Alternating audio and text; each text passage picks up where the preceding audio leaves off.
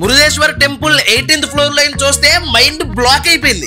Gokarna Udupi part 2 ఇది. Hubli railway station లో దిగ్గానే గోకర్ణకు ఒక క్యాబ్ మాట్లాడుకున్నాం. బ్యాగ్లన్నీ పైన కట్టించేసుకున్నాం. హుబ్లీ రైల్వే స్టేషన్ నుంచి గోకర్ణకి మనిషికి 500 అయింది. దారిలో ఒక చోట ఆగి టిఫిన్లు చేసాం. టిఫిన్ బానే ఉంది కానీ చట్నీలు దెబ్బేసేసినాయి. ఇక్కడ గారి తిన్నాం, పర్లేదు. తర్వాత పూరి తిన్నాం. పూరి కుర్మా అయితే టేస్ట్ భలే ఉంది. కుర్రోలు కారు ఎక్కనే వాంతి స్టార్ట్ అయిపోయి వాంతింగ్ టాబ్లెట్లు తీసుకున్నాం. ఈసారి కింద నుంచి వాంతి అని చెప్పేసి దారిలో ఒకసారి ఆపాం. ఆ పని చూసుకుని గోకర్ణకి వెళ్ళిపోయి బైక్ రెంట్ కి తీసుకున్నాం.